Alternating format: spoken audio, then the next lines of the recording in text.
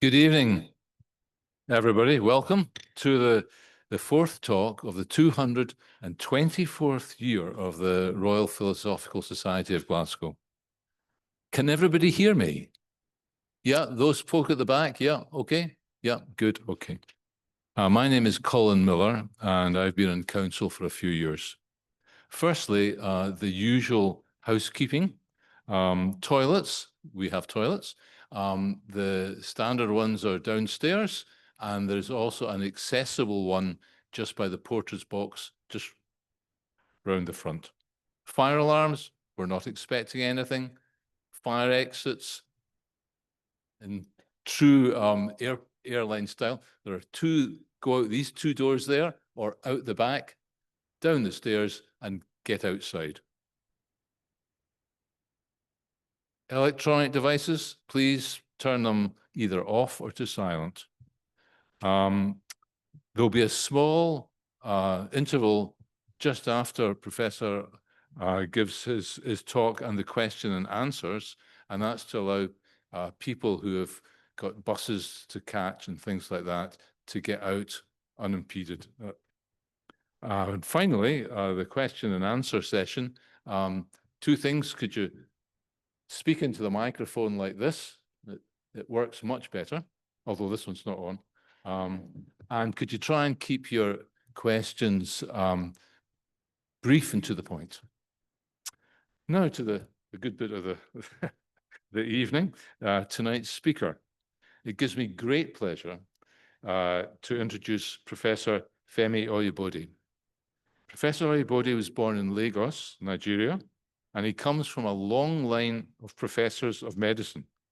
And his children have followed in his footsteps, which I think that must make you really chuffed, you know. He graduated in medicine from the University of Ibadan in the late 1970s, and he then moved to Newcastle, gained his MRCP in 1983, and since then he's been a consultant and professor, now emeritus, in the University Hospital of Birmingham. He has several strings to his bow. He's a good cook. He's a published poet and has co-presented 2 series of Radio 4 programs about psychiatry.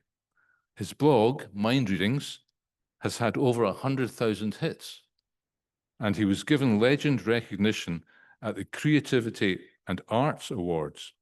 He's a great advocate of the inclusion of the humanities in medicine. Medically, he's both a clinician and an academic.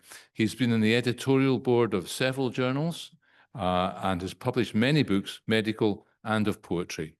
He took over the writing of a big textbook, Sim's Symptoms of the Mind, a leading and core textbook of psychopathology, which now in its 7th edition has been translated into many languages.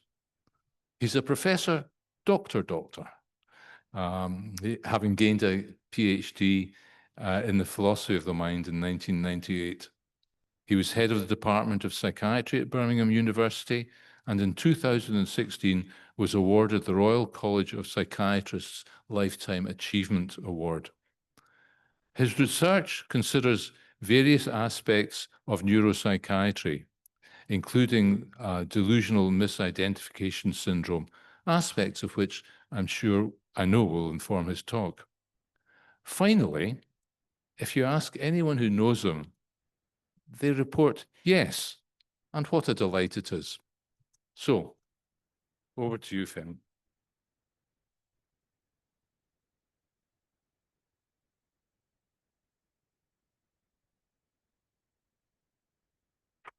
Thank you very much for your kind introduction, Colin. I was a bit worried. I thought maybe it was an obituary, but there we are. I also want to thank Richard and Jane for having put my name forward, and it's been a delight to come up from Birmingham today. So I'm going to be speaking about abnormalities of the self, which I think is, from my point of view, is probably the second most difficult area of psychopathology to speak about. The most difficult, in my view, is abnormalities of thinking, but nonetheless, abnormalities of the self, runs a very, very close second to abnormalities of thinking.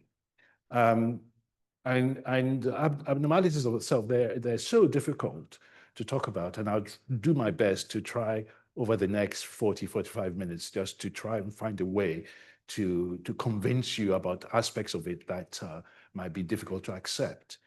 And I thought I'd start off with the idea that of Foucault's pendulum. So for people who don't know about Foucault's pendulum, Foucault, a Frenchman, wanted to demonstrate that the Earth was revolving on its own axis. And essentially, because we are standing on it, and we're standing on it, or sitting on it as we are this evening, we are not aware of the fact that it's going round. So he went to the Pantheon in Paris, I think it will be something like 1851 or 1852, and hung a long pendulum, and over a 24-hour period showed that the pendulum marked out a circle on the ground, which showed that the pendulum was swinging as Earth was moving round. And I'm starting with that because some of the things I've got to say tonight are going to be very challenging to the notions of who we are, because it goes very directly.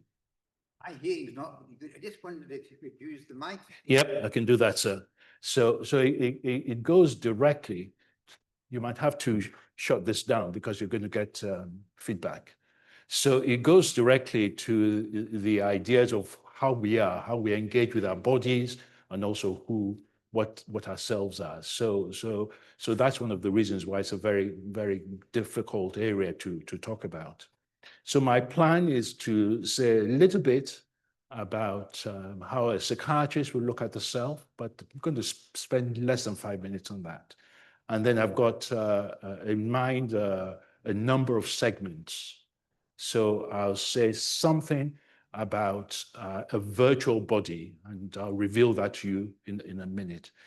And then I'll move on to persuade you that because you might be thinking, what is a virtual body got to do with a self? So what I'm then going to do is I'm going to talk about a relatively rare psychiatric neurological condition called autoscopy, and I'll say a bit more about that in a minute. But I'm going to use that as a bridge to help you to see that a virtual body is the same as a self. And then the next segment will be to say a little bit more about how this idea of autoscopy, how it can arise. So I'll say a little bit about what might go wrong with the brain that might get a person to have that sort of experience. And then my next segment will be to persuade you that if you were thinking that only abnormal lesions in the brain or psychiatric conditions can produce this, then I'll show you that any of us sitting in this room, that we could set up a psychological experiment which will induce you to believe that you can be outside of your own physical bodies. That's to demonstrate essentially that these phenomena, that they are part of how the brain works. And then I try and find a way to conclude to say something about what the self really is. So that's my plan of action. So I hope that you can stay with me. So psychiatrists would normally think of the self as a kind of, how shall we say it? It's the psychiatrists would think of it as they have a formal characteristics of it, and so from a psychiatrist's point of view, we will say that the self is not a thing; it's just a concept that helps us to deal with the particular kinds of situations that patients bring to us. I just want to use it as a very, very beginning to introduce us to these ideas. So we will say that a self has a unique and enduring identity. And the reason why we're interested in that is that some patients turn up and have what we loosely call multiple personality disorders. So it allows us to have a discussion about the people that we see who, for whatever reason, claim to have several identities. Secondly, we would say that the self has a sense of activity. So it is an agent, so that all of us, we can decide to stand up, or we can decide to walk to the door and open the door. We can decide to lift our arms up or whatever. So we've got agency. So there's a kind of aspect of us which is active. And that when we have agency, that we ourselves are creating that action. And we are interested in that as psychiatrists because we see people who believe that they are automata, that they are like a puppet, and that it is other agencies who enter into them and make them open their mouths or make them swing their arms. So that concept of agency or activity is important for us because it helps us to be able to discuss particular phenomenon that we see.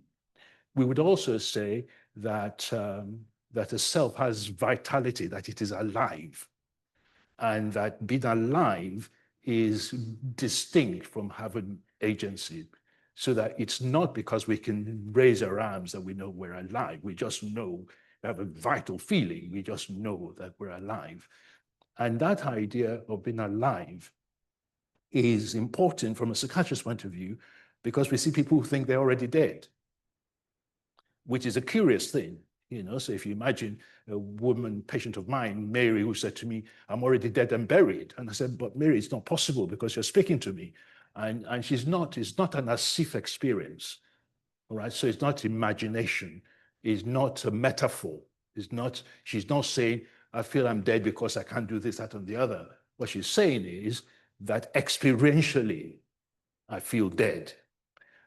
So the idea of vitality, it helps us have a discussion about what it is that might have gone wrong that makes somebody think that they're already dead. And then we've got this idea that we're distinct from, so we've got boundaries, that we're bounded, so that we are distinct from other objects. And we don't feel as if we are merging with other human beings who are sitting next to us. So we're essentially, we're bounded, we have boundaries.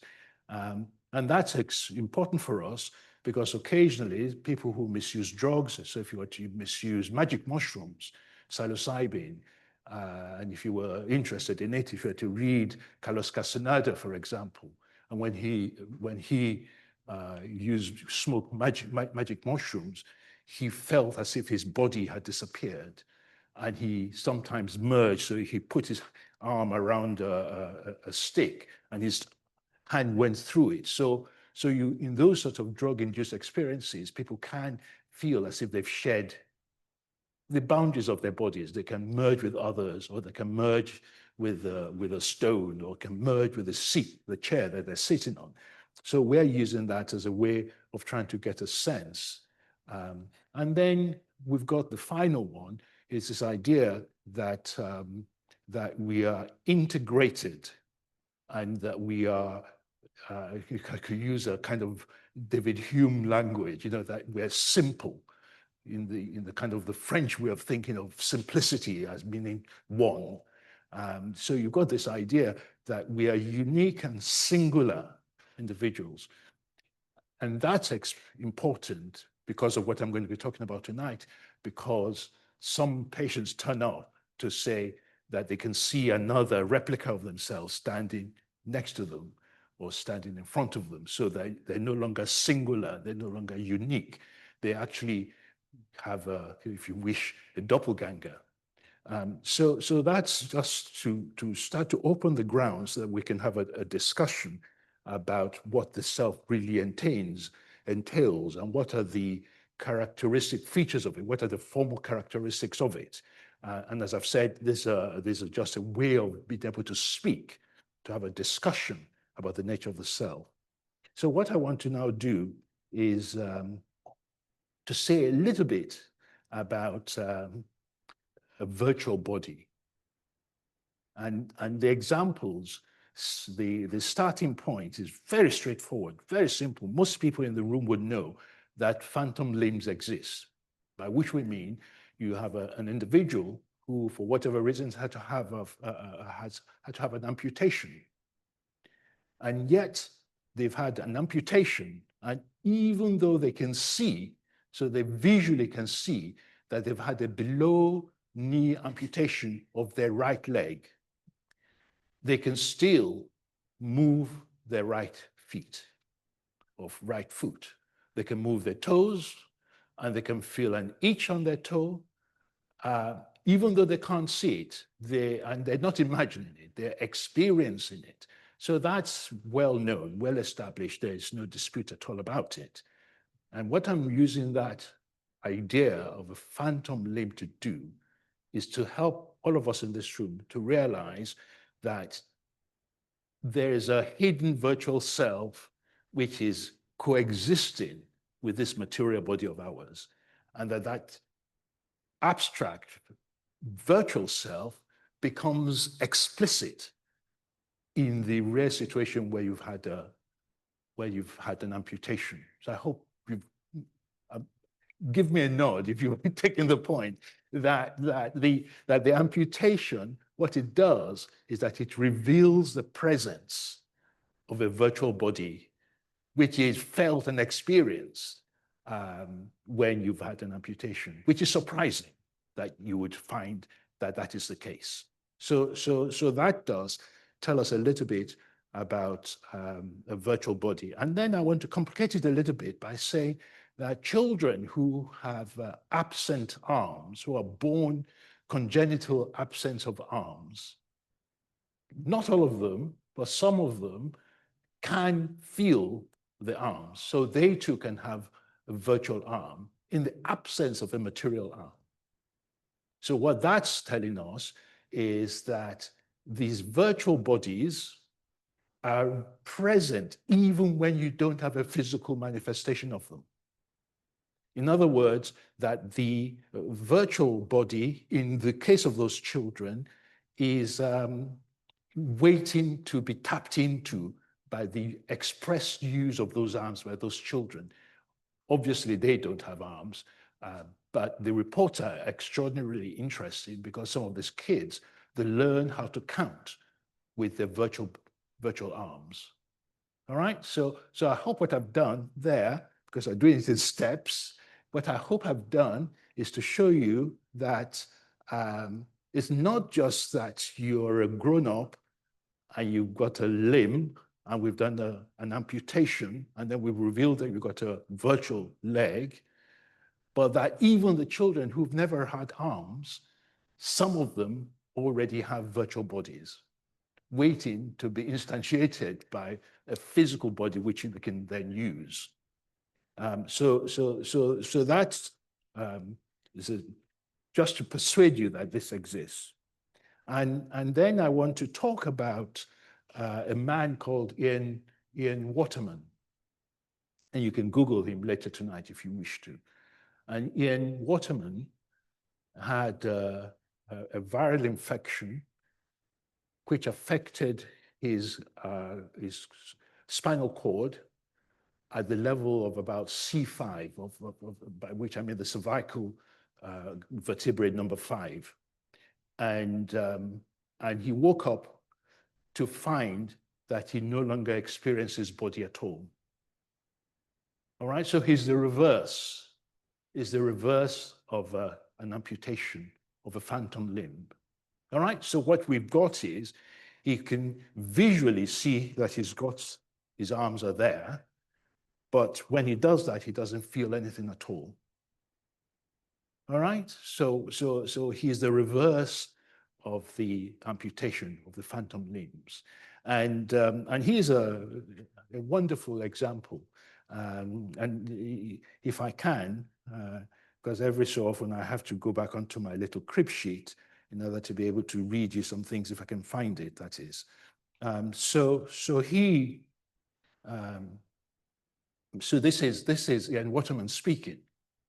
He said, I had no idea. He had no idea where his arms and legs were without looking. He was not paralyzed. His limbs moved, but he had no control over how and where they moved. He had fallen so badly getting out of bed, and the radiator had felt warm rather than hard, so he could feel He could feel warmth, but he couldn't feel the physicality of his arms hitting something. At that point, unable to feel or move, he felt completely disembodied. He had lost touch, literally, with his own body if he did not look. He did not know it was there. So it's a puzzling case, isn't it? Because it's difficult to imagine that you got a visual representation of the body, so you can see it, but you can't experience it. And I think one of the most incredible aspects of this, I'm always worried I'm not going to find what I need. It may very well be that I can find it, but that's neither here nor there because I can proceed. So that's Ian Waterman. And one of the most amazing experiences of Ian Waterman was that somebody came to see him speak at a meeting like this. And at the end of it, the person was so impressed with him that he went up to him to thank him for having given a wonderful talk. And this person knew that Ian Waterman couldn't feel his body, that he had learned by vision to move his body.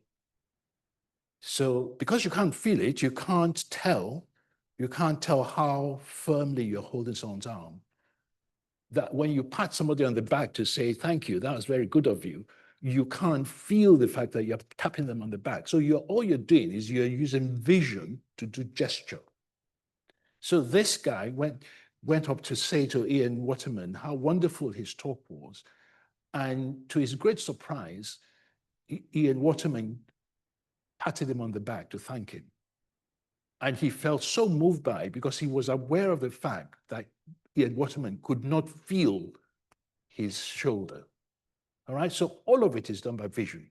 All right, but the important point here, what I'm trying to get across is that we have a virtual body, and that is revealed to us with an amputation, and that you can have a material body that you can see with your vision, but the virtual self, the virtual body, might be missing. All right, so that's what I'm trying to get across. And I'm not sure whether I want to say any more about virtual bodies, except to now say, let's do a little bit of theory, just to do a little bit of theory, to say that all the things I've said up to now, requires us to try to explain something about what might be happening. And I want to start off with a British neurologist of the 20s, a man called Henry Head. And Henry Head, absolutely incredible. Henry Head invented this word, a body schema.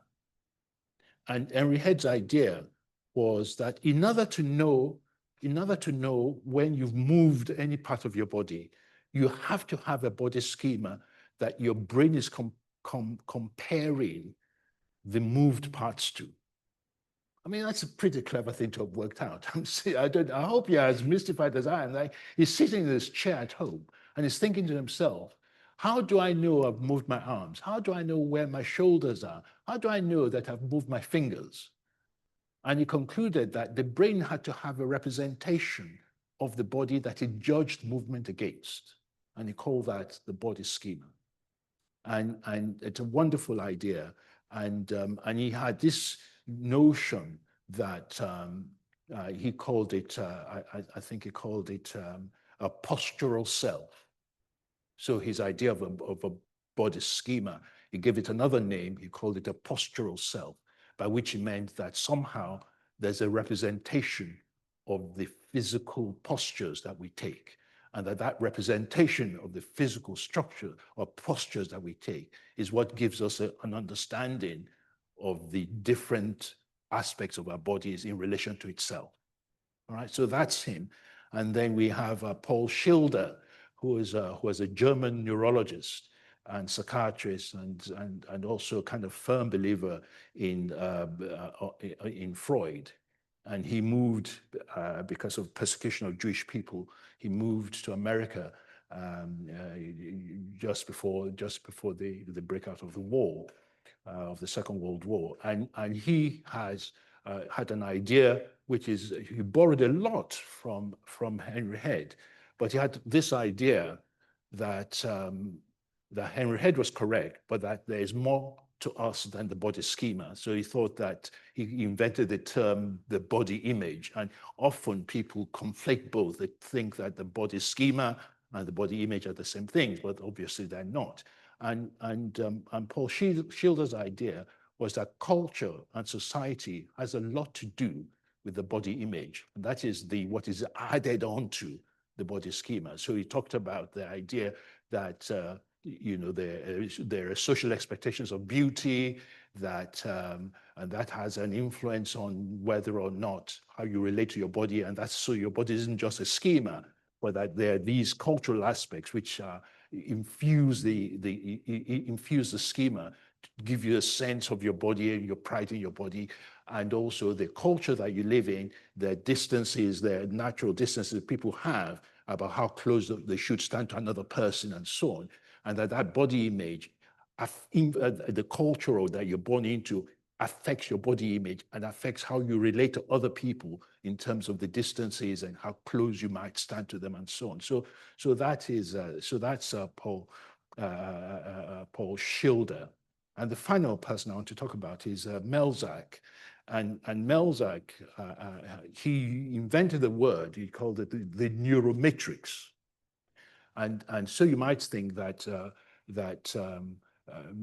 Melzack's idea is probably the most common, it's a modern currency. So the neurologists don't normally usually talk about body schema or body image or anything of that sort too much. This is about, people might talk about a neuromatrix. And what he said and what he showed was that our bodies obviously, very definitely, we are wired, with these nerves. But what he's trying to make, the point he's trying to make is that these nerves, they are creating a representation of our body. And that is what is shown, that is what is revealed when you've had an amputation. So that representation, that neural representation, what he calls a neuromatrix, doesn't go away, even though they've cut your leg off. There's another discussion to be had about what happens over time when somebody's had an amputation and what that tells us about the neuromatrix. So forgive me for just leaving all those things there. So what I hope I've done, spent some time doing, is to persuade you that virtual bodies exist. And what I want to now do is to show that the virtual body is very, very important in relation to this conceptual notion of what a self is. All right, so I hope I can leave the virtual body and we can now talk a little bit about the self. And to do that, I want to talk about otoscopy. So otoscopy is a psychiatric condition, relatively rare. And to get, before I give a kind of technical description of it and so on, it wouldn't do any harm at all if I'd used a bit of literature to do the work for me. All right, so I'm going to look at Dostoevsky's The Double. All right, so I just read a little bit of Dostoevsky's The Double, which will prepare us for thinking of what otoscopy is. And Dostoevsky's The Double, and he says there was a stranger sitting before him on his own bed, also wearing a hat and coat, faintly smiling, screwing up his eyes a little, and giving him a friendly nod. Mr. Goliathkin wanted to cry out, but he was unable to. He wanted to protest in some way, but his strength failed him. His hair stood on end, and he squatted where he was, insensible with horror. And besides, he had good reason. Mr. Goliathkin had fully recognized his nocturnal friend. His nocturnal friend was none other than himself. Mr. Goliathkin in person, another Mr. Goliathkin, but identical to him in every way, in brief, in all respects, what is called his double. All right? And it's not accidental that it's Dostoevsky writing this. And some of you will know that Dostoevsky had epilepsy, suffered with epilepsy practically all his life. And he never says, I've never read his anywhere where he says that he had an experience of a double, of otoscopy. But his descriptions are so accurate that it's highly likely that he'd experienced it. But of course, it's not a slavish kind of adherence to a clinical description. He's a wonderful novelist. So what he's done is he's taken an experience that he had and he's turned it into fiction for us. But that's what we're talking about, the doppelganger, the idea that you might see or experience another identical person like yourself. And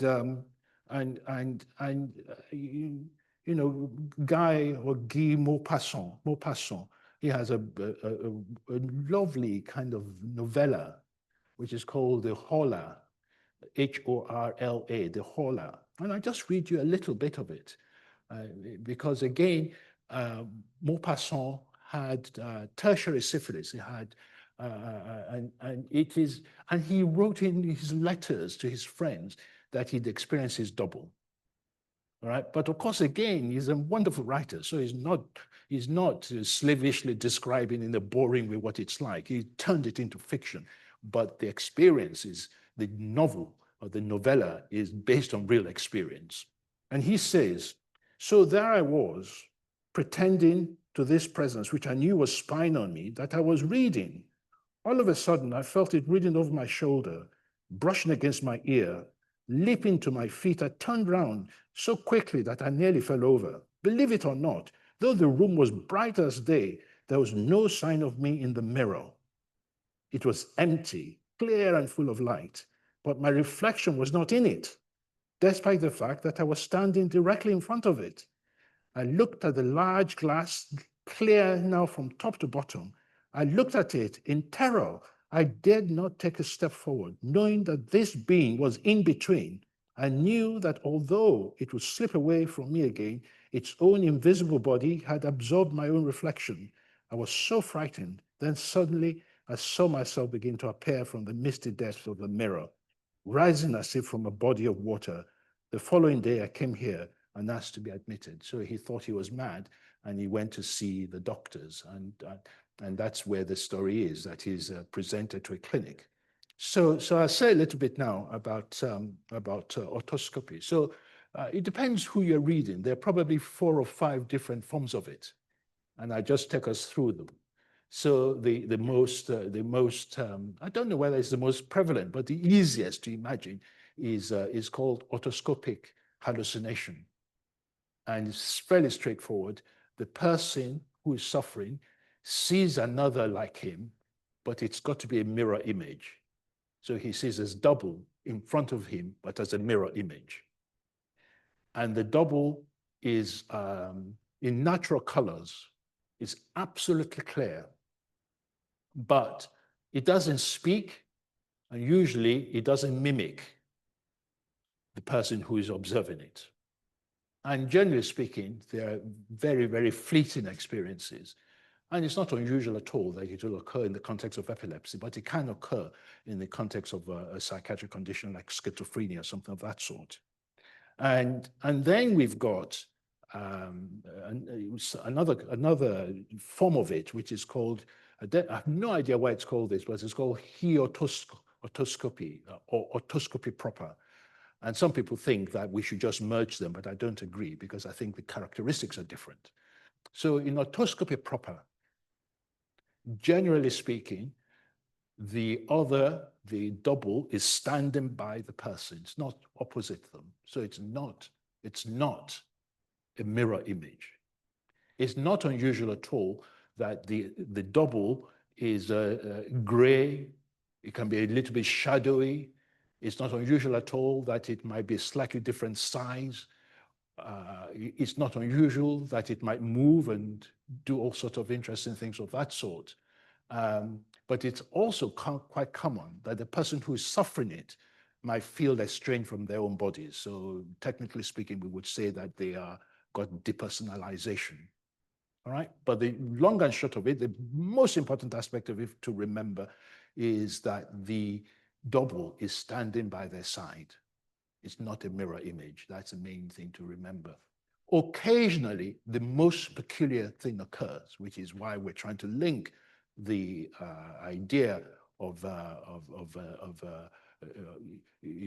body, kind of virtual body with this idea of a self. Occasionally, the person who is experiencing it will feel that their perceptual world is in the other. All right, so it is the other that sees the world, which is curious, given that all of us in this room believe that these physical structures, our eyes, is required, their eyes are required for us to visually perceive the world. So the idea that I might see a shadowy figure standing next to me and I feel that my consciousness is in them and my capacity to experience the world resides in them is very, very curious indeed. But they're not imagining it. We're doing psychiatry. It is happening. It's an experience, all right? There's a big distinction in psychiatry between as-if experiences and real experiences. And they're not fantasy or anything of that sort. These are real experiences. It would be an insult to the people who have these experiences to think that they're imagining it. So that is autoscopy proper. And then, as I've already given an account from Maupassant's account, there's some people describe what is negative autoscopy, where the person no longer sees themselves or can't see themselves in a mirror or something of that sort. But I want to leave that to one side. It is so rare as to be unnecessary to discuss it for today's purposes. But if you were to ask me question time, I might try to find a way to explain why it might happen. So that is that. But the most common of all these experiences is the sense of presence, the idea that you don't see the other, but you experience them as being in the room with you. So what I want to draw attention properly to is this idea that the doppelganger, the double, can sometimes be where the consciousness resides. All right. And I'm going to then use that as a link to talk about out-of-body experiences, which is also a form of autoscopy. Please, please, please, I'm not discussing near-death experiences. That's totally out of my area of knowledge or expertise. So I'm just sticking with the idea of out-of-the-body experiences. And it's important to re-emphasize that in autoscopic hallucinations, it's a mirror image of yourself you see, and it's standing opposite you or sitting opposite you. And that in autoscopy proper, it's another of you, but it's standing beside you.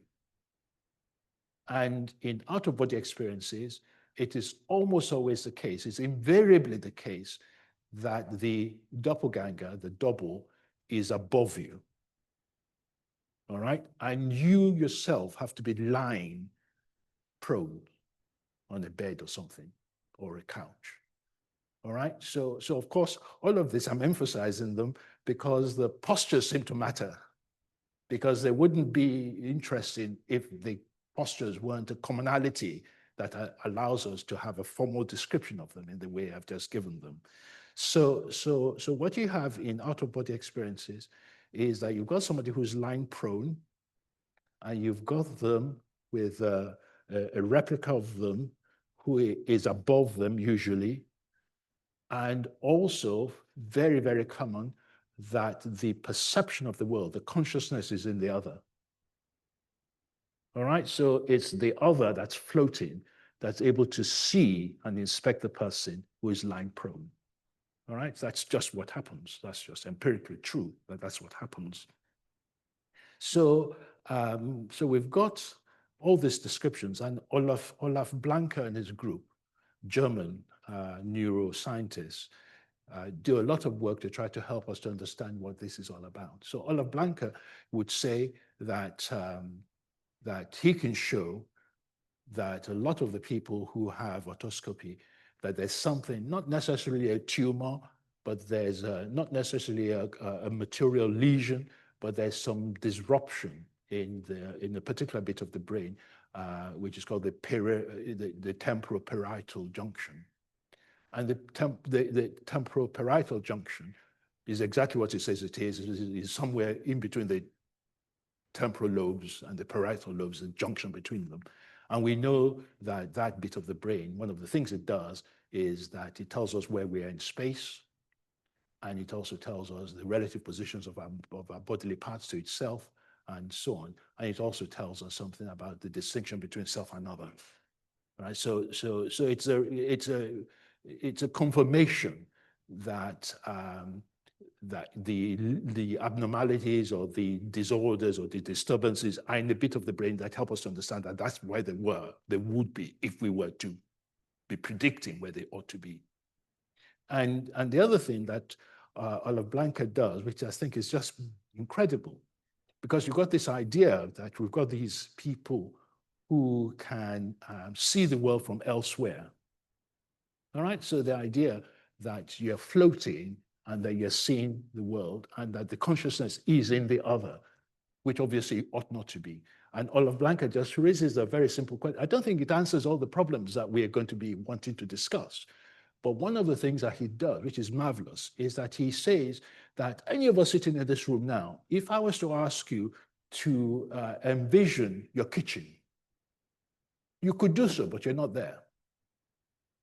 All right, so Blanca, the point he's trying to make is that it's, somebody asked me, a neurologist asked me when I went to do a talk of this sort to them, to say, you know, how can that happen? And I just said, well, it's not clever at all when you think of it. So when you think of the ancestral period in on the plains of East Africa, and you've got these people who are following, they're following a deer or something of that sort. And they have to be able to make predictions about where the deer is going to veer towards. And in making those predictions, they actually see the deer there, even though the deer has not got there yet. So this capacity to model the world and to see the world, even though we're not in the places that we're supposed to be able to imagine. So what Blanca is, I don't think it answers the question totally, but what I'm trying to do is to help us to see that it is not as outlandish as you think, that this capacity to envision the world when we're not there, and to imagine that our consciousness allows us to do things of that sort, and that may be part of the ways in which we might be able to explain what it is that's happening in otoscopy. So I'm going to draw it to a close there, and then I want to move on to talk about the fact that any of us in this room could have that experience, these experiences. So that just to persuade you that it's not all down to illness, it's not all down to epilepsy, it's not all down to having schizophrenia. And again, we stick with Olaf Blanca, and he has this wonderful, wonderful experiments. One of the first ones that is easier to comprehend and to describe without PowerPoint is that he came to the conclusion that if you are going to be levitating, so you've got your patient who's lying on the bed, on the couch, and then he has his doppelganger above him. He came to the conclusion that floating is caused by anomalies in the inner ear. And you can demonstrate it by thermal irrigation of the inner ear. And when people have a thermal irrigation of the inner ear, quite a number of them float out of their bodies. All right, so what is done is to show that these propensities, essentially, they're not spiritual. So there are people in the room thinking that maybe we have to go for a spiritual answer. So what is shown is this ability to levitate off your body is down to disruption in the inner ear. So that's the easy one to talk about. And the more complex one to talk about, because I'm not using PowerPoint, is the idea that if I did a prop where you are sitting down, and I had a camera behind you which projects a picture in front of you that you can see your own back. All right, so you've got a camera behind you, and you can see your own back. And then I stroke your back with a wand or a stick or something of that sort. It doesn't take very long for you to believe that your body is where the image is. It takes very little time. We're talking seconds. All right, so just to repeat it, just so that you can imagine the experiment, that a person is sitting down, they've got a camera behind them, but the camera is projecting a number of feet in front of them. And if you stroke the person's back and they can see the back being stroked, it doesn't take very long for them to think that they're physically moved into the image. All right?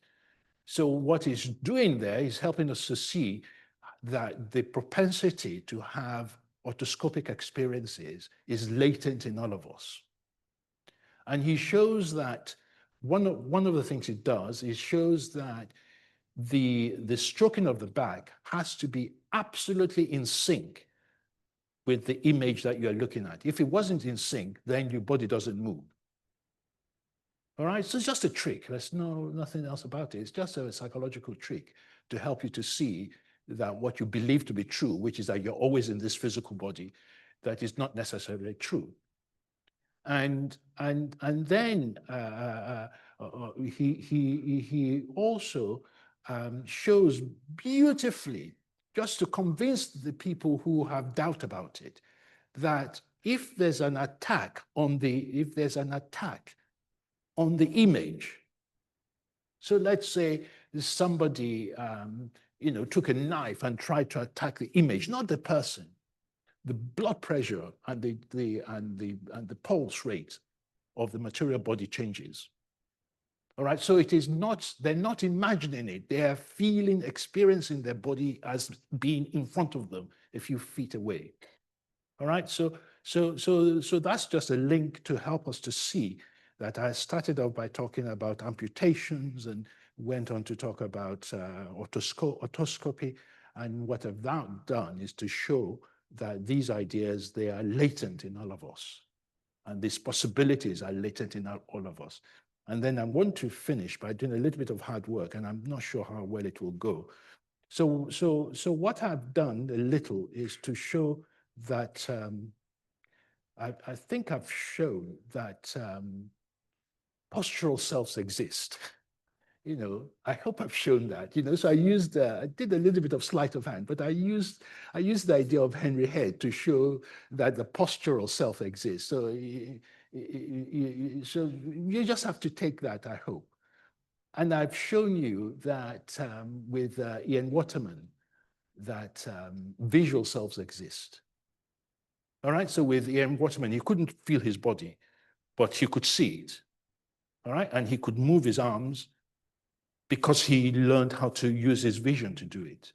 All right, so visual representation exists. All right, so we've done postural representation, and I'm also arguing that the visual representation exists. And you may not know that I did it, but I did do it by telling you that that Ola Blanca stimulated the inner ear, and by stimulating the inner ear, he showed that you could levitate. All right?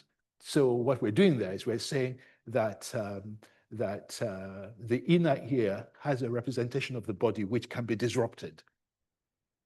All right, I hope you follow the logic of what I'm doing, the work I'm doing for you. So what I'm really going at is, and I hinted at the idea that that temperature matters, because I showed you that Ian Waterman, when he fell against the radiator, he couldn't feel the radiator, but he could feel the heat of it. All right, and I didn't make it explicit, but what I was really driving at is that temperature representation of the body also exists. All right, so what we're trying to do And this is why I did Foucault's pendulum at the very beginning. What I'm trying to do is to say that this body of ours is a coalescence of different kinds of representations. All right? And this coalescence of different kinds of representations is not apparent unless something awkward happens. All right? And when something awkward happens, then you're surprised that you can dissociate them. There's these different representations. And the final, what I call it, the kind of the ultimate illusion, it is a good way to think of it, is to say that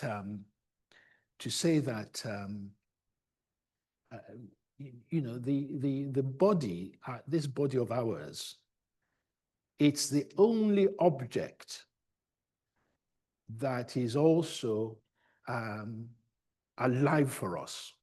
All right, so the Germans have two words for the body. The Germans, like quite often they do this sort of stuff. The Germans have the word Körper, which is, which is like what we might say in English. It doesn't work in English. We might say it's a corpse, but what they mean is that it's flesh and bone. All right, but they also have another word for the body, which is Leib, which is a word trying to get at the idea that the body is vital and that it is alive, and that you've got both of them. And because you've got both of them, you can also have them separated. All right, so it's quite a good way of thinking of it. And what the brain does, which is absolutely marvelous, absolutely incredible, is that it treats our body just like it treats any other object. And if you've been following, you don't need to have been following, but if you've been following, Carl Friston's work, this is the idea that this world that we inhabit is hallucinated. I don't like his term, hallucinated world, but I like his idea. So the point he's trying to make is that, that these objects that we see, the chairs and tables and all these things in the world that we see, that they're not as we see them. And he uses the word hallucinated to say that our brain creates them. All right, and so if I might just analyze that a bit, so it's a no-brainer that they're not the way we see them, that they're only seen like this because of the apparatus that we've got. Because you know, like I do, that the bats wouldn't see them like this because they use sonar rather than vision, like we do. All right, so the apparatus that we have has an influence on how we see them. But the really clever thing that Carl Friston is doing is saying that it's not sensation. So when we were in medical school, we were taught that it's sensations. It comes from the nerves upwards. Therefore, the world that we see is just the sensations that we experience. And what he's done is turned it the other way around. He's saying that the brain knows what to expect. And therefore, it creates the world as it has expectations and has, prior expectations and so on, and that it modifies how we perceive the world. But the long and short of all of that is to say that the brain treats our body just like it treats any other object. And therefore, it superimposes the representations, just like it creates this lectern so I can feel it and see it where it is. And that the summation, the coalescence of all these different representations is what we experience as being in this body of ours. And given that it is just a coalescence, then it is dissociable. And therefore, when it's dissociated, it can be dissociated in part rather than fully kind of disintegrated. So to summarize, what I hope I've done is to intrigue you with the idea that our bodies are exactly as we experience them, and that the actual systems that create this extraordinary experience of being embodied there's a new term that people use, of being an embodied animal like we are, it's much more complicated and far much more intriguing and far much more interesting than we would expect, just because we live in it so naturally. But it has this potential to break down in the ways in which I've described them. So thank you very much for listening.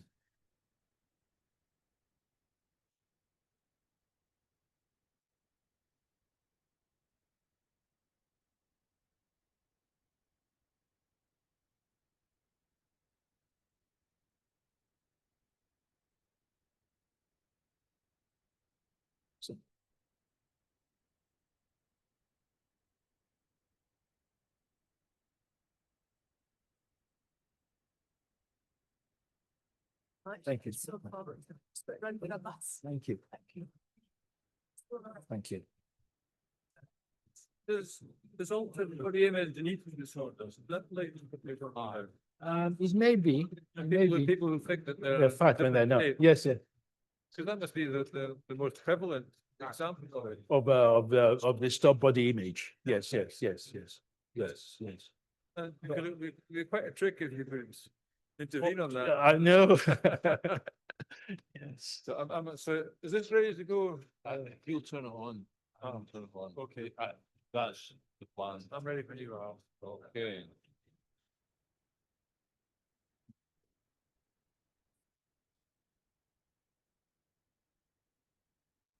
Okay. Okay, folks. Question and answers. Short, brief, like that. Excellent. So, we've got two runners, and they're going to do bottom half and top half because the microphones are better that way. So I'm going to bounce back and forth depending on what's hands. So there's a hand there. Thanks so much, Femi. If I can, I'm always impressed you can speak without slides and notes and so on. Speak up. The homunculus, the sensory cortex, why is that not reflected in these out-of-body experiences, autoscopy? You know, we're taught the tongue is large and etc. Why does it seem more like the body looks rather than, you know, we're not seeing someone above us with a huge tongue and blah blah? I'm not sure. Thank you very much, Ian. I'm not sure I know the answer to that question, but the homunculus does play a role in all sorts of things. So, you know, my patient who had delusions of nihilistic delusions, where she thought she was already dead, and her body disappears in line with the homunculus. So, so the first thing that goes is her neck, and so she's got that worry that her head will fall off because she hasn't got a neck, and then the lower limbs go, but the feet.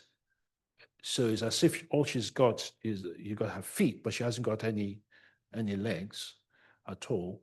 And as you say, the last bits to go are her face, her tongue, her lips, and so on. So I think there are instances where the abnormalities follow exactly as you would expect them to. But it may be that we don't ask the right questions. That's the other thing about it, you know. So the cases with autoscopy, they are so extraordinary that the person who's listening is probably not asking them, you know, when you see that, you know, is his neck thin or dysautomy, they may not be asked. They're just thinking how incredible it is that you can see another person like you who's standing next to you. So it may be something to do with whether we ask the questions properly or not. I'm embarrassed almost about asking this, but I've never had an otoscopic experience. I've never seen a mirror image. But what I do have is extremely clear dreams that are, to me, very real. And when I waken up, also very real. Is there any link with what I'm experiencing and the sort of things you're examining? No, I think that vivid dreams are not as uncommon as you might imagine. And we would recognize, and we think of them as normal. Psychiatrists I'm talking about now. So people have hallucinatory experiences as they're falling asleep, and they have hallucinatory experiences as they're waking up. And we just regard that as a normal experience that some people have. Occasionally, with people with narcolepsy, where narcolepsy being the condition where people fall asleep very easily, so they go into REM.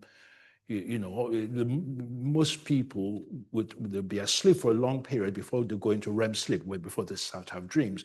And people with narcolepsy have very shortened REM. The period before REM, they fall straight into REM sleep. And people with narcolepsy can have very vivid dreams in the way that you're describing them. And in that case, we're not just using the technical word hypnopompic or hypnagogic hallucinations or vivid dreaming we're using that as part of other things to say that there's something to be treated here. But in general, I think we just think that that's normal.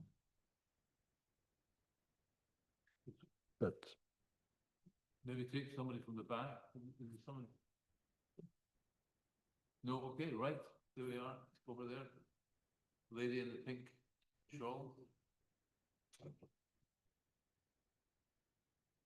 Yes, thank you very much. I'm trying to better understand what you're explaining out to us in relation to some experiences I've had recently.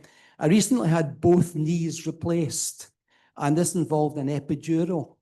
And that was during and after the operation. And the alarming thing is that when you come round from the operation, of course, you feel nothing from the waist down. And you're desperately trying to introduce some kind of sensation, any kind of movement, any feeling of temperature. No matter how hard I tried, I couldn't experience anything or get any movement. I mean, it's almost as if I do have a duplicate body, it was equally affected by the epidural, but it seems unlikely. So I'm puzzled. yes, I think what you're describing is exactly what happened to Ian Waterman. So he and Ian Waterman, instead of having anesthesia to produce the effect, essentially he had a viral infection which affected him at that level, but it's permanent. So it doesn't wear off or anything like that. And those are a very, very, very rare condition that Ian Waterman had. There's another person, a French woman. And so where Ian Waterman could use vision to control his movements, even though he couldn't feel them, and it took him a long time to do it. This woman, her lesion is at C2, so on the second cervical vertebrae, whereas Ian Waterman is on the fifth cervical vertebrae. And this woman, she is in a wheelchair. She can't do any of the things that Ian Waterman is talking about. But one of the most extraordinary, which I didn't know before I started to do all this sort of work, is that 40% of the muscle spindles in the body are in the neck. So the muscle spindles is the muscular brain system for activating, makes us able to do the things that we have to be able to do. And it turns out that the reason why 40% of these things are in the neck, which is just extraordinary, 40% of these spindles, is that when you move your head round like that, it's your vision has to be absolutely stable. So the control of neck movements is absolutely exquisite in order to ensure that the world doesn't jumble over like that when you move your head round. And it made me, I looked at a pigeon the other day when we were in the park. Sorry, I didn't tell Jan, sorry. And I looked at a pigeon and they swivel their heads. It is absolutely incredible. And I thought, but we don't know that we're doing the same. That where you move your head, but everything is stable. It doesn't wobble or anything like that. So the control of the neck. Anyway, so I just talking about that because this woman, couldn't do any of the things at all. She can't feel anything in her mouth. So the tongue and the lips and the palate and the inner aspects of the cheek completely without sensation. I mean, it's a mystery that she hasn't, she hasn't choked. So I thought that Ian Waterman really had a raw deal until I read about this woman, which is just incredible that she survived and that she's still there living. What a life that must be. Thank you very much, Femi, for the talk. It was very interesting. I was wondering, you talk about a double, people who have that feeling. Is the double always a double, or do they ever feel, I'm thinking of Franz Kafka's book, Metamorphosis, that there's a body that they can feel that is completely different from their own? I'm not sure about Kafka, because I think of Kafka's Metamorphoses as a metaphor. So Samsa, that's the name of the guy, and it just changes from Kafka to Samsa. So it's an exploration of himself, and he puts him, in Kafka, he puts him in this, like his own family, because his father was a bully. Kafka I'm talking about. So he puts Samsa in a family where the family relationship is a little bit awkward. So I think of it as, I think of Kafka's Metamorphoses, not in the same way that I think of the double, Dostoevsky's The Double, because the Dostoevsky's The Double is not, it's not a metaphor. It's built on real experience, but handled by an incredible gift. So that's the difference I make. That's the difference I put between some of our colleagues. I'm sure, Ian is here. Some of our colleagues will talk about, transformations into, kind of bestial transformations. So people think that, think they become foxes or, that sort of, so that does happen. But I'm never sure. I've only seen one case, and I wasn't persuaded. And he, it's a more complicated case. He thought he was the Incredible Hulk. And so it's not exactly one of these ones where they think they are, wolves or something like that. But I'm never sure whether those cases, whether they are, they actually feel their body altered, or whether they believe. Because in psychiatry, an experience is different from a belief.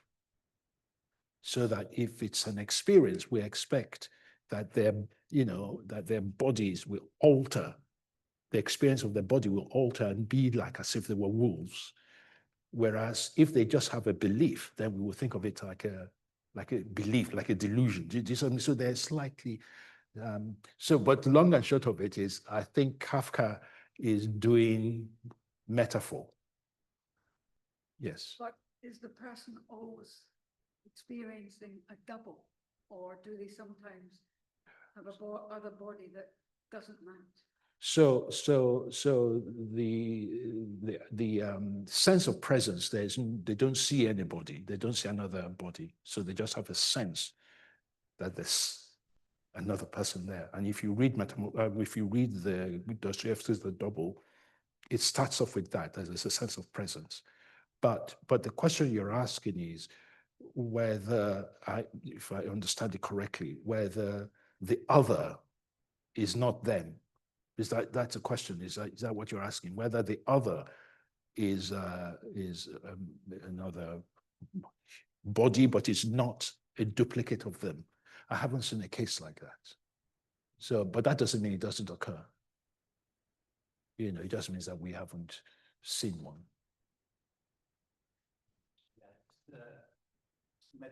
A friend I had in Muswell Hill in North London, he passed away last year.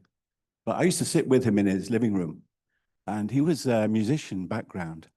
And he spoke of an astral projection. he had an alcohol problem, but he spoke about a presence in the corner of the living room, which would look down on him, and that autoscopic event. But it was like a demonic presence. It seemed to be demonic in terms of the way it was looking down on him. Also, he spoke about things moving about in the house, which he blamed on his mother who died. And it was like a poltergeist effect within the house. So he was having all these kind of strange things in the house, which he'd lived in for like 20, 30 years and cluttered with everything, in, antique furniture and so forth. And I'm just kind of tying that in with this demonic presence and the alcoholic behavior that he'd experienced. And any thoughts on that? Always impossible to comment on just a description of where the person hasn't been examined. So what we can say is that you've got alcohol use, and if you got, Ian is the expert. I've got the real expert in the room, so I'm going to be careful whether I get it right or not. So if you've got somebody who's getting withdrawal, even though they may be short-lived withdrawal before they have another drink, then we're not going to be surprised if they have illusions, by which we mean there's a real thing there, but they're misinterpreting it to be something else. We wouldn't be surprised at all if they have visual hallucinations where they see something which is not there, that we all agree isn't there. And we wouldn't be surprised at all if they were to say that there are bad things about that might do them harm because they've got persecutory ideas. So the use of alcohol, usually when the person's got withdrawal, even though they may very quickly have another drink, then that pollutes the environment so that it makes it difficult to make comments on what it is they're experiencing. But it is much more likely that it is tied to the alcohol, whereas the things I've been discussing this evening, they are, we use a technical language, they are in clear consciousness. So there's no disruption of consciousness. They are as alert and as aware, and their attention and concentration are as sharp as any of us in this room right now. All right, so that makes a big difference. That oh, that's all right, he can believe it. Yeah, that's fine. Yes, but if I might, how shall I say this? We believe all sorts of things as humans. Do you see what I mean? So it doesn't help. It doesn't help at all that to believe it. So it might sound terrible but a psychiatrist will say, you can believe all sorts of things, but you might be insightless, by which we mean you're not aware of the fact that what you are believing in is not real. Do you see what I mean? So belief is, it doesn't tell us anything. So what tells us a lot is that alcohol is involved, and on the basis of that, the descriptions, we can find other ways of explaining those experiences. But if he was in clear consciousness, we're in a completely different, we're in a totally different ballgame. Questions from the top now, I think, because a question about the idea of the virtual body, and I was wondering whether you think it would be useful to think of that as a sort of map of the physical body, or whether maybe even perhaps the physical body itself could be a map of this coalescence of the various aspects or experiences of the body that we might have. Yes, I love the idea that you brought the word map, because I haven't used the word map at all. And because you've used that word, that makes me want to say, please, if you want to think of the bodily maps, think of Antonio Damasio. And he's got wonderful books out there, and all bestsellers, and he writes very well, and he's a wonderful scientist. So he would use the word map. But of course, what he's talking about is exactly what I'm talking about. So the neurons, the nerves, map the body absolutely exactly. So when Melzack talks about a neuromatrix, the Damasio's work, what he does, which supersedes Melzak's work, is to bring the idea of mapsing. So what he says is that, and he does it with a beautiful kind of example. So he says that this room, as it goes to my brain, to my retina, it is absolutely mapped, absolutely correctly, which is why I can say where people are. And when I move my head around, I can make the right judgments about how far I need to move them. So it is beautifully mapped. But he does that in order to help us to see that that skill of mapping is exactly the same that the brain does for our bodies. So the body itself is absolutely mapped, just exactly. So you know exactly. So which is why you can do that. You know, you can do that because if your fingers, your fingernails, everything is mapped, which is why you can tell where things are and so on.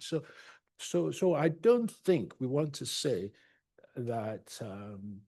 I think what we want to say is that to say that the sensations, the sensory data, it arrives already mapped, just like we map this room. And so that's what he would want to say. The only aspect of the idea of mapping from Antonio Damasio, which I don't understand, I wish I did, and I tried to understand it. He talks about the fact that I can see that we map our bodies so that we can know where things are. You know, I just think that is straightforward. And I can see that there's a visual map, and I can see that there's a postural map. You know, I can see that's an inner ear map. I can see all of that. I can see that's the, thermic map. I can see all of that. But he adds on to that the idea that we map our mood. And I couldn't work how you map mood onto your body. And I tried my best to understand that. I can just about see that that with a memory for an event, I can see how I can map anxiety or fear or jealousy or whatever onto an event. But I couldn't see how I map mood or emotions onto my body. So I'm still trying to grasp that. He doesn't explain it. He just says that that emotions are mapped just like everything else is mapped onto the body. Anyway, but thanks for bringing the word map, because it's a word that is now used much more frequently than than I would have used them. Thank you very much. Could you tell us what's known about any anatomical or physiological correlations with these things that you're describing? I'm not sure I fully understand the question. So I suppose what I've been saying, so if you're thinking of the, so if you go back to what I said about Olaf Blanke, and I said that he tried to explain the neurology of them, and that he concluded that the abnormality or disturbance or disorder is in a particular part of the brain. So he wants to locate it in the temporoparietal junction. And I then did a bit of a detour to say that if we were to guess, that's where we would say the disturbance is, because that particular junction does the work of helping us to know that we're different and distinct from this thing that's next to me. Also helps us to know that when we're sitting next to another person, that we haven't merged into them, that we actually have a boundary. So that's, but the exact way that the temporoparietal junction does that, I'm not sure we fully understand it. And it wasn't helpful to me at all. I went and looked at what, the guru is, is this Carl Friston, and I went to look at what Carl Friston would say. And he would just say that there's a disruption. It just doesn't help, a disruption in the temporoparietal region, and that the prior expectations where the body ought to be is awry, and therefore that's why you see the body where it's not, that sort of stuff. So that doesn't help me, doesn't give me any kind of satisfaction, which is a long-winded way of saying that there's ongoing work that we just don't know enough yet, or we know the empirical facts. One more from the top, and then we've got one online. Hi. I was just thinking, I don't know if this is a good question or not, but I was curious. A lot of what you're talking about, I hear trauma. Might just be because it's the job that I do, might be not. And I was thinking about... Can't hear you. Oh, can you hear me now? Yeah. All right. I don't know if that's a good question, but I'll ask it anyway. A lot of what you're talking about, I hear trauma in the body. And I was quite curious about what you're speaking about and how many people in their early lives have experienced trauma, object relation trauma or attachment per se. And if there's a link there at all? So if I understand you correctly, you're asking whether there are dynamic aspects to these experiences. Is that right? That's right, isn't it? Yeah, I'm happy to accept that. I'm not an expert on Melanie Klein, you know, and I'm an expert on Freud. So it is possible that those have some bearing on it, you know, but I don't think that will have much bearing on whether a child who was born without arms has phantom limbs. So I think what we're trying to do there is to say something about the, well, just the underlying, which is just indisputable, the underlying neurology which all of us bring to this world. But I will agree with you that if you were to look at Paul Schilder's work on body image, right? So if you remember, Henry Head invented the word body schema, and the body schema is just another word for neuromatrix. Whereas what Paul Schilder did, because he's a psychoanalyst as well as a psychiatrist and a neurologist, is that he brings those sort of things that you've just mentioned, he brings them into play. So he would want to say that may have something to do with whether you like your body or not. He would want to say whether even though other people think you're beautiful, but you think you're ugly, that will say that other childhood experiences would have had an effect on that. And he would say that your cultural background has a bearing on whether or not you go and stand too close to a London policeman when you just arrived from Delhi. And because you don't have the same sense of the personal distance, because it's just different in the way you've been brought up. To respect other people's space is determined by where you were born and where you grew up. So what Paul Schilder does, that it allows us to bring the sorts of factors that you've talked about into the notion of how a person responds or relates to their own bodies.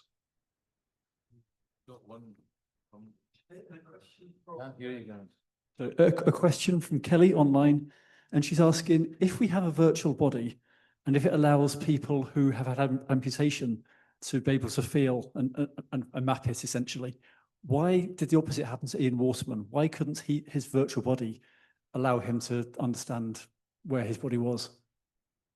I'm not sure I understand it properly. Should I read it?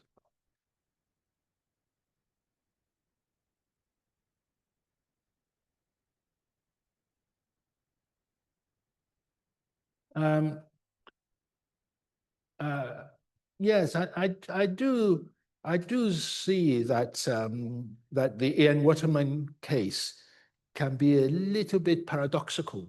So the question that they ask is, why couldn't Ian Waterman feel his body?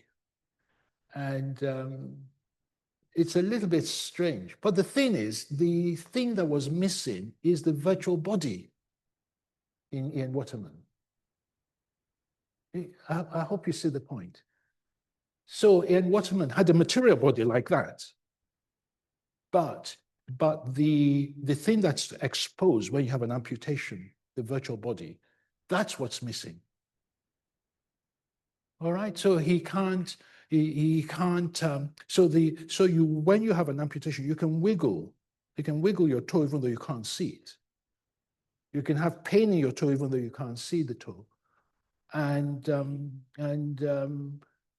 if you are, unfortunately, if your posture when they cut your, the guys who were in the American War of Independence or American Civil War, where they were shot on the arm, and their arm was in that position when the surgeon amputated it. When they woke up, the phantom, it remains in that position, and it goes into a cramp. It goes into a cramp for a long time. It takes a long time for it to go away and so on. So that is what we're saying there, is that the material body is gone, but surprisingly, the cramp is still there.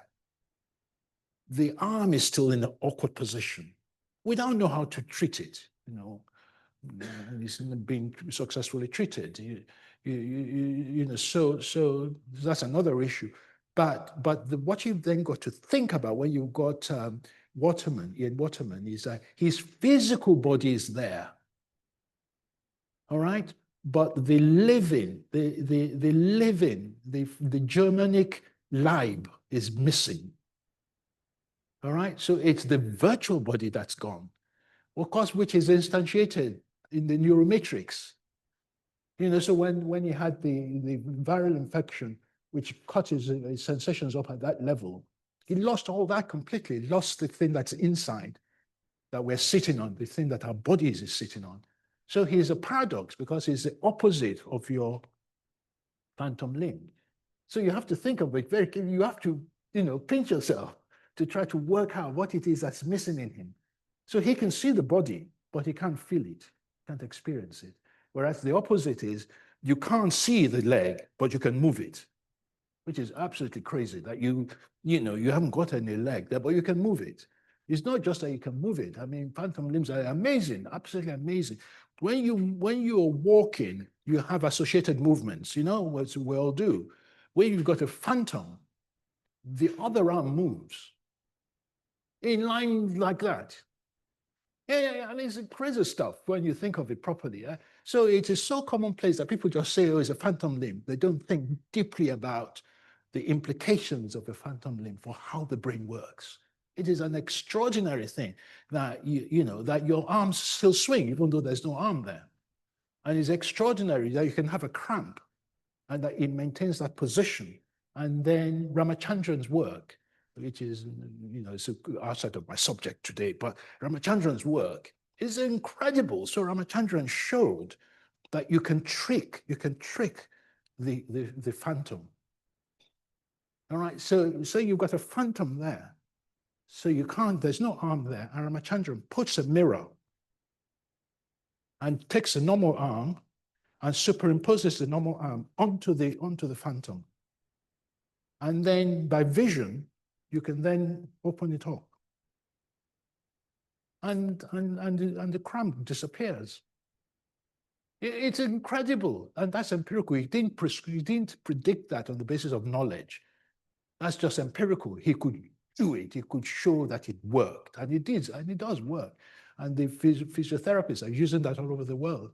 I mean, I wish I'd noticed that myself. I mean, it's amazing. You should get the Nobel Prize for it. It's incredible that you can show that you've got a cramp there. And he then just shows you, uses a bit like Waterman does, because Waterman uses his vision to move, to learn how to move his body, even though he can't experience it at all. So it's very interesting. And that's what we've been talking about, the ways in which the different sensory modalities coalesce to give us a proper sense of self. Okay, folks, you can tell it's been a good evening because the hands are still going up and the time has run out. We've had a really thought-provoking and stimulating talk this evening. And one of the things, a couple of things, fact is much stranger than fiction. And we are much odder than we actually think we are. Some of us more than others. Or, you know, it came to my mind, Burns, you know, oh, add some power the giftie gie us to see ourselves as others see us. Well, maybe this has been a wee power here to do that. And yeah, so it's about understanding ourselves and the world around us and how they all interact is sort of core to our being.